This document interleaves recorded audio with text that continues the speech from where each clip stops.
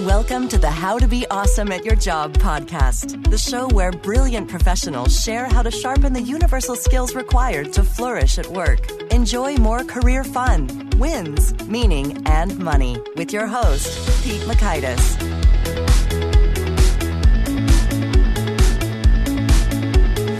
Hello, and thanks so much for joining us here for episode 107 with Dr. Beverly Kaye.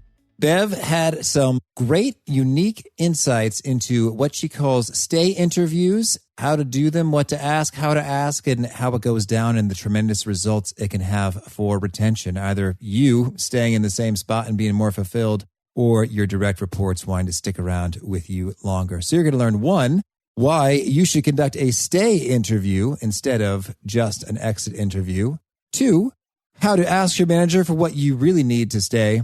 And three, the top reasons that employees stay versus go. So if you'd like to check out the show notes, the transcripts, or the links to items that we mentioned here, drop on by awesomeatyourjob.com/ep107.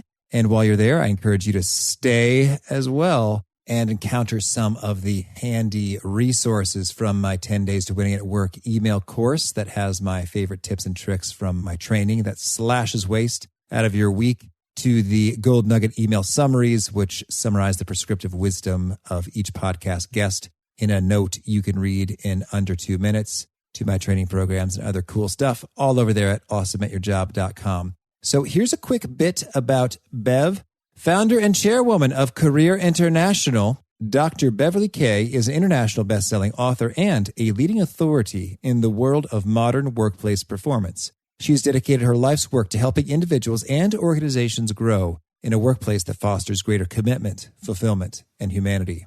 Beverly Kaye and the CSI team provide cutting-edge and award-winning talent development solutions, primarily to Fortune 1000 companies. Her work and research are distinguished and widely recognized for helping others discover greater meaning in their work and gain greater control over their career destinies. Dr. Kaye completed her graduate work at MIT's Sloan School of Management and holds her doctorate from UCLA. Here is Dr. Beverly Kaye. Bev, thanks so much for joining us here on the How to Be Awesome at Your Job podcast. You're welcome. Nice to join you.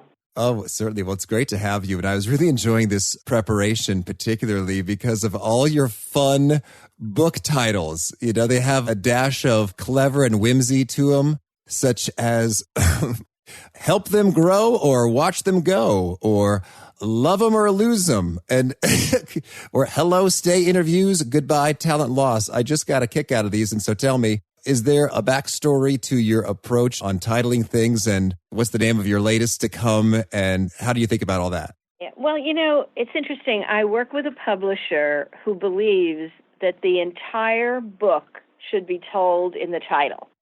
Not the subtitle, but the title. Okay. And so the title has to capture everything, because nowadays people are so crammed and so busy.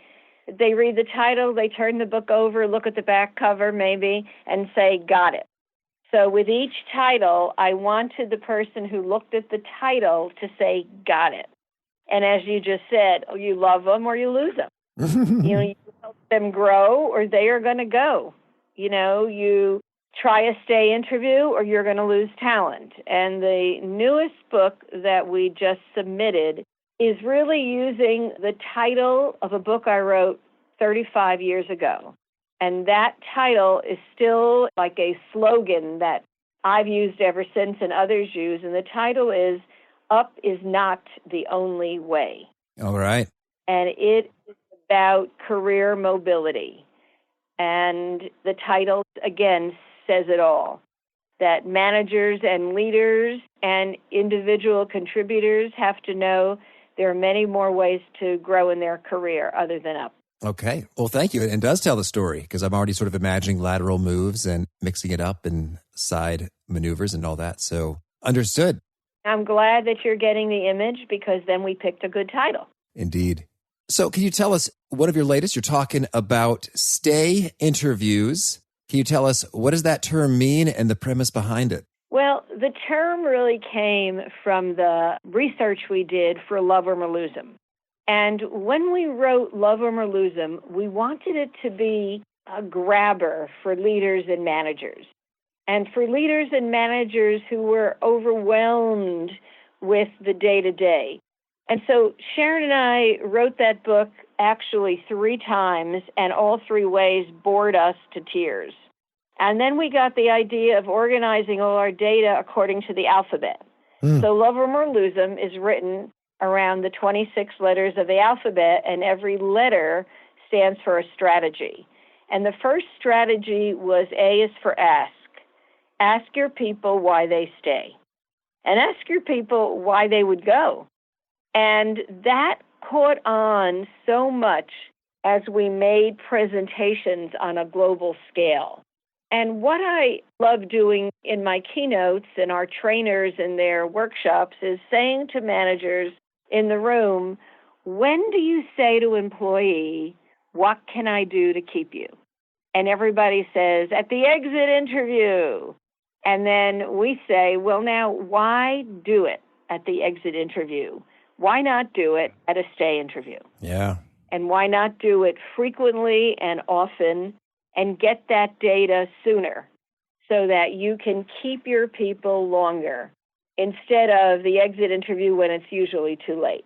That makes great sense, sort of intuitively, like, yes, we should do that. I'm wondering, is there some hard data that backs that up in terms of maybe something you've seen with your clients or a case study or research that's been published on this topic? There absolutely is. And we have been doing research on the subject of retention since the late 90s. And what we learned is employees will often say, my manager never noticed. My manager didn't realize that I was bored silly with my job. My manager never said, how's it going? My manager never said, what would you like me to do more to support you? And I finally gave up and left. And over and over and over again, we got that data. And that's what led us to say, hey, managers need to keep asking certain questions. Mm-hmm. And once they recruit someone, they need to immediately start re-recruiting and asking things like, is this what you came for? What are you getting that you don't want? What are you getting that you're thrilled about, etc.? So it came from reading many, many, many of the exit interviews that people fill out and interviewing people when they went to their next job. Oh, that's great. And so I'm curious to hear then, if it seems very sensible and there's hard data backing it up, yet this doesn't seem to be, as far as I know, a tremendously common practice. Is that fair to say, or am I just not in the know here? No, it's not a common practice. And you know, what I often say is, this is all common sense that is uncommonly practiced. And isn't that a shame? Oh, it is. Like when I am in front of an audience, and now my work is mainly big keynotes, but we have a team of trainers around the globe, we want managers could kind of knock themselves in the head and say, that's easy. I could do that. Why didn't I think of that? And I know that my company is delivering something good and right when a manager says, hey, I could do that. That's not rocket science. And none of this is. Stay interviews make complete sense, and we just have to remind managers to do it. All right. So you think that's the main holdup? It's just a little bit out of sight, out of mind, that they're not thinking about it? I think it is. I think, you mean ask that question? And then I'll hear from managers, do I ask it of all my people or just the ones I don't want to lose? I say, well, ideally, all of your people. But if you're tight on time, start with the ones that are most critical. And don't just ask. Ask and, heavenly forbid, listen to what the answer is. Because baked in that answer is your next question, or maybe a to-do item for you to do in collaboration with that employee. That sounds great. So I'd love to hear, what are some answers that are common? Because I imagine there may be a bit of fear or resistance because they say, well, they're just going to say they want a promotion or more money or more responsibility. I'm not equipped to offer that right now, so I don't want to go there just yet. But do you get many answers that are quite different than that? Or how do you deal with that kind of tricky piece there? Well, we said to managers, what keeps you from asking these simple questions? And one of the things managers say is, well, if I ask a question, it's going to put ideas in their heads. And I want to say, duh, they already have those ideas. They're already talking to their friends. They're already belly aching about things that you do or that the company doesn't give them. Why not check out what's going on with them? Or managers say, well, it's not my style to have that kind of conversation. I'd say, well, you better make it your style. And if you're uncomfortable, say to the employee, hey, I'm a technical guy. I'm not comfortable asking you these mushy kind of questions, but I don't want to lose you. So bear with me while I ask you some of those softer questions. Because, boy, you are important to me. And I want to know what would make you pick up the telephone for a headhunter, and what could I do that I'm not thinking of? So it's interesting. And some, managers say to me, gosh, if I asked a question like that, my employees would say, what book did you just read? And I say, tell them you read a book. Tell them you listened to a podcast. And tell them you did it because you know how important their talent is to the team and you don't want to lose them. Mm-hmm. And then managers say, what if they ask me for something that I just can't deliver on, like a raise? And I say, then tell them the truth. Say, I can't deliver on that right now. Salaries are frozen.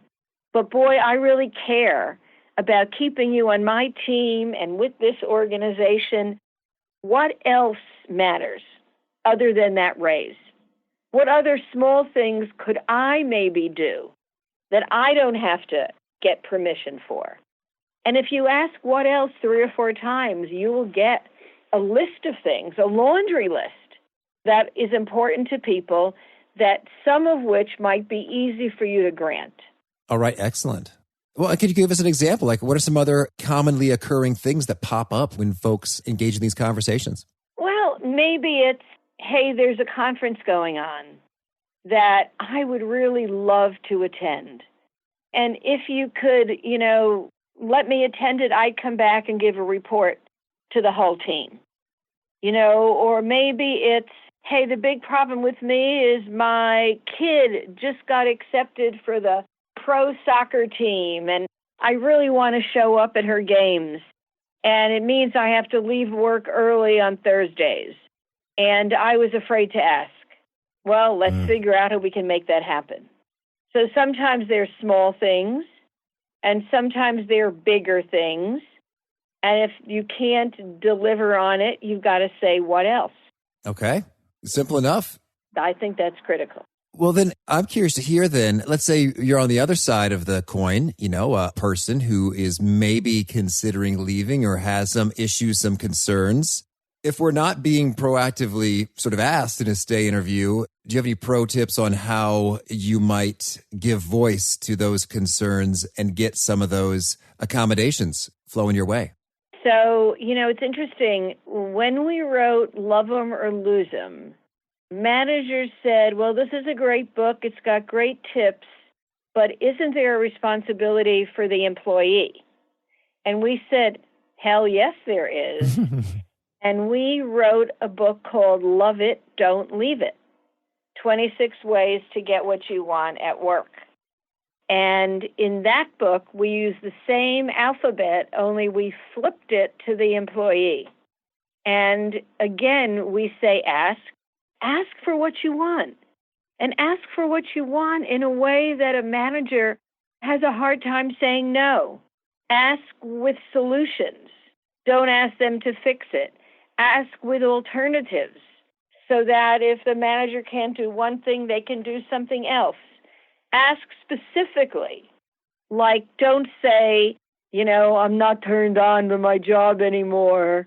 I'm getting bored. But say, here's specifically what, I procrastinate the most about that I would love to pass on to somebody else.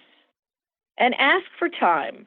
Say to your manager, could I get 20 minutes within the next week to talk to you about what would make my job more enriching, endearing to me. Yeah. So I think managers need to ask and employees need to ask. Okay. Well, that sounds great. And so tell me, when you mentioned that 20 minutes there, any pro tips or perspectives on finding that time? If it seems like there's so much, go, deliverable, urgency, fire drills going on, how do you find that time for this good people process development stuff? On the point of view of the manager, I would say make the time, or I would say, how long will it take you to replace that person if they leave? How long will it take you to recruit and find and interview and bring someone new on? And if you go, oh my gosh, then maybe spending time now, even 5 minutes, and maybe you do those stand-up meetings and you say to an employee, I want a 5-minute stand-up meeting with you. And I want to just learn what was the best part of last week. Now that would be a great stay interview question. Or what was the best part of project's over? Just 5 minutes on the best part of the project for you and the worst part of the project for you. And that's data for me about what's important to you. Oh, that's great. And well, so now we've covered some of the key pieces associated with the stay interviews, and that was one of 26 strategies. Could you share maybe one or two quick other strategies that you think really offers a big return on your effort when it comes to retention? One of the biggest strategies is around career. And that's why I've spent so much time on it in Help Them Grow or Watch Them Go or in the new book that's coming. And that is, my career is the main reason I join an organization. I think you're going to be good for my career growth. And one of the major reasons I leave an organization is because you don't look like you're going to be good for my career growth. I can't see my future in your future. I don't see a game plan here. And many employees leave, and I've read enough research that tells me they leave because they don't see that future. And no manager ever sat down with them to talk about that future. Okay. So I think that a career is a critical strategy. And employees who don't feel there's growth for them will leave. And I can assure your listeners, not just my research, but all the other big research says the same thing. Okay. And so I guess I'm wondering then, in practice, you ask the question, you have the conversation about what they want from the future and how that could be provided. And I guess what's tricky is sometimes something just needs to keep getting done, and there's not an obvious opportunity for a person to move on to and move into. Do you have any creative tips and tricks for when organizations find themselves in that scenario? So on the topic of nothing to move on to or into is a great wine, spelled WHINE, that I hear from employees. And I wrote an article titled a long time ago, What's on Your Wine List? And I spelled it WHINE.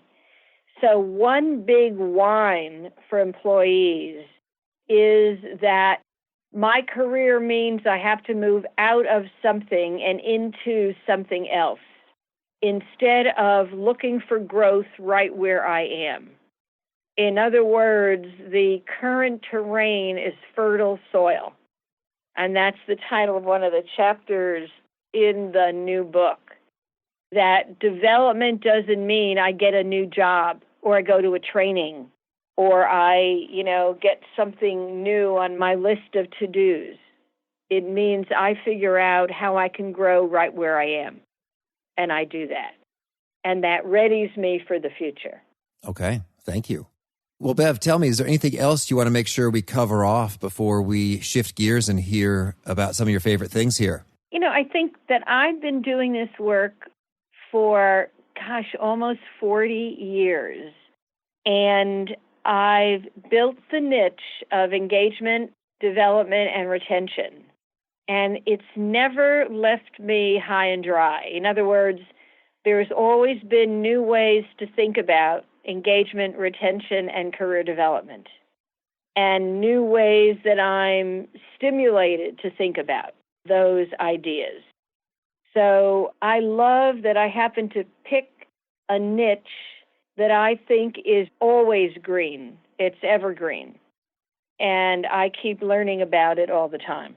That is handy. Absolutely. In the training biz, you don't want something that's a quick sort of maybe a regulation that comes and goes. It's like, oh, nah, nothing else to say about that because it's obsolete. Right. Certainly. Exactly. People need people and to stick around and be engaged for probably ever until our species is no more. Right. Well, then, could you start us off by sharing a favorite quote, something you find inspirational? The favorite quote. You know, I like the quote, love what you do and do what you love. I have it hanging above the door from my office to my assistant's office. And I think if you don't love what you do, boy, it's going to affect you in your health. It's going to affect you in your communication with your family and your friends. And it's going to show.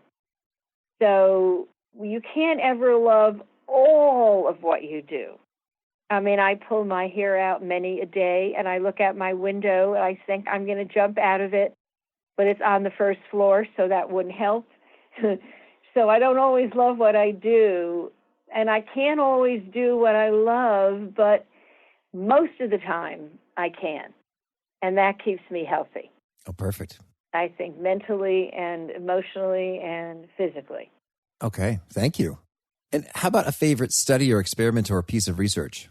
I love reading other people's research, and I'm always collecting the latest book on the latest thing. And I'll tell you, there is a book written a while ago by Alan Weber. He was the co-founder of Fast Company magazine. And he wrote a book called Rules of Thumb, 52 Truths for Winning at Business Without Losing Yourself. And I thought the rules were great.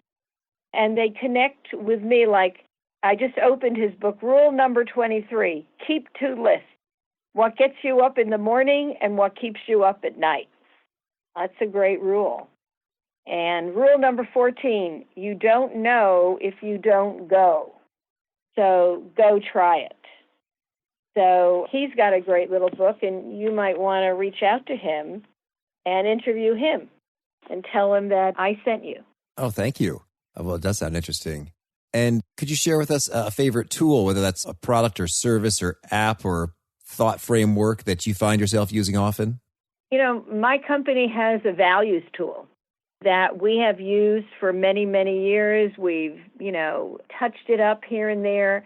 But basically, it's the same tool, and it says, what do you really value, and is that delivered in your current job? And it makes for a great conversation tool between manager and employee.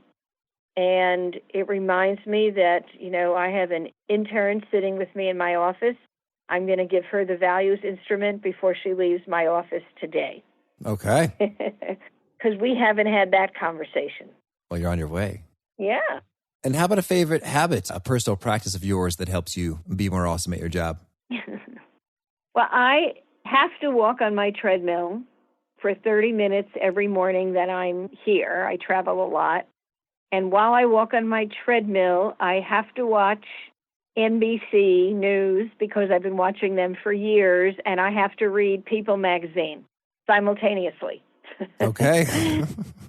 So that's my hit in the morning, watching the news and reading People magazine. Oh, fun. Thank you.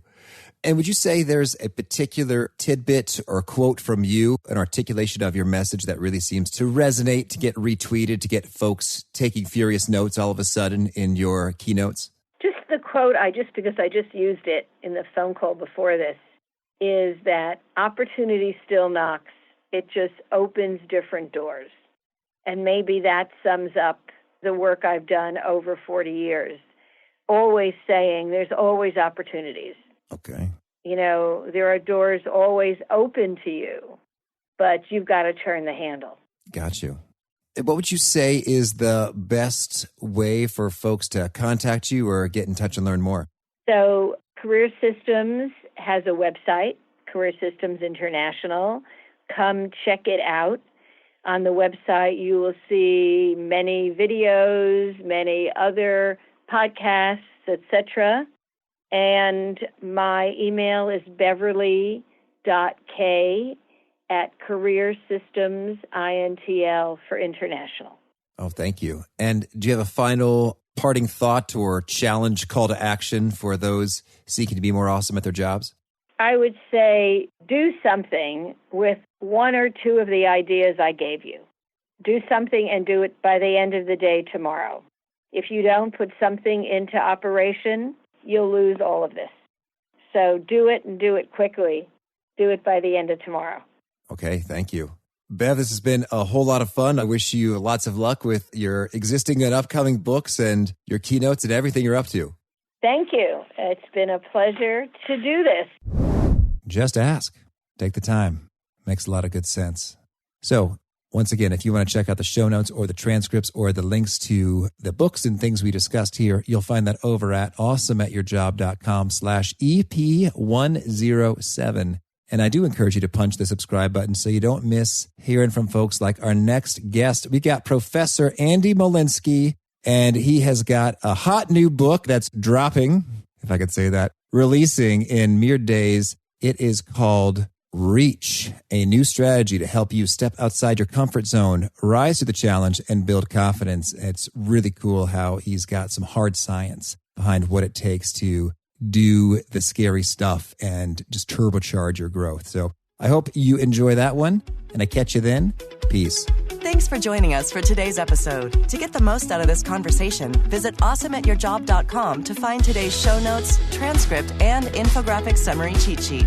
For more entertaining professional skill sharpening, be sure to subscribe to catch the next episode of How to Be Awesome at Your Job.